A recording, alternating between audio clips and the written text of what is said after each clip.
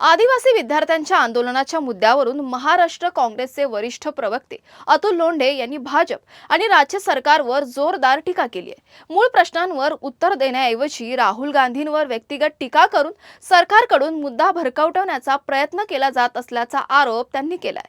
आदिवासी विभागाचा 29% निधीच खर्च का झाला नाही, तसेच आदिवासी विभागाचा निधी दुसऱ्या विभागाकडे वळवल्याचा आरोप यावर सरकारने उत्तर द्यावं अशी मागणी अतुल लोंढे यांनी केली आहे।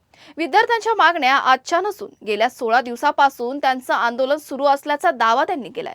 विद्यार्थ्यांना नाश्ता, जेवण, पुस्तकं आणि लायब्ररी सारख्या मूलभूत सुविधा देण्याच्या मागण्यांमध्ये गैर काय असा सवालही त्यांनी उपस्थित केलाय।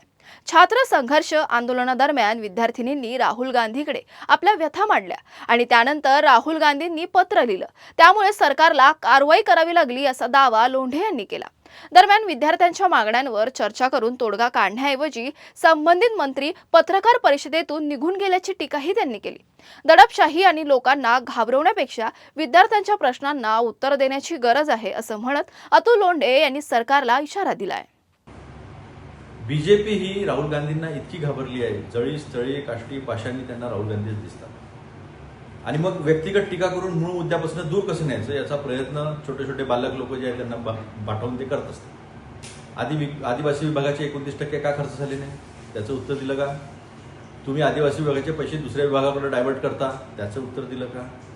मुलांनी ज्या मागण्या ठेवलेल्या आहेत त्या मागण्या आजच्या ठेवल्या आहे का? 16 दिवसापासून ते उपोषणावर आहे, त्यांचा मोर्चा त्यांचा प्रोटेस्ट सुरू आहे। मग त्यांना डीबीटी नको आहे, सकाळचा नाश्ता, दुपारचं जेवण, रात्रीचं जेवण, पुस्तकं जे आहे ते त्यांना लायब्ररीतून पाहिजे आहे। काय प्रॉब्लेम आहे तुम्हाला? राहुल गांधींच्याकडे छात्रों की गुंजमध्ये त्या मुली गेल्या, त्यांनी व्यथा मांडल्या आणि राहुल गांधींनी पत्र लिहिलं, तुम्हाला ॲक्शन घ्यावी लागली। आता ही कुठं आपलं तोंड लपवायचं अशी तुमची परिस्थिती जी आहे ती स्पष्टपणे दिसत आहे। आणि या मागण्या ज्या आहेत या मागण्या खरंच योग्य नाही का? मग तुम्ही या मागण्यांकडे लक्ष द्यायचं, त्या कशा सोडवायचा याचा प्रयत्न करण्याच्या ऐवजी अशोक उईके साहेब प्रेस कॉन्फरन्समधून उठून चालले जातात। म्हणजे तुम्ही दडपशाही, लोकांना घाबरवणे हे सगळं करूनही होत नाही, तर मग उत्तर देणे नाही आणि मूळ प्रश्नाकडे लक्ष देणं नाही, हा तुमचा जो कारभार आहे ना त्याच्यामुळेच मुलं रस्त्यावर आले। त्यामुळे तुम्ही अजून जास्त जर असा त्रास दिला, असंच डायव्हर्ट करण्याचा प्रयत्न केला तर पुढचा स्टेप विद्यार्थ्यांची काय राहील हे तुम्हीच इमॅजिन केलेलं बरं।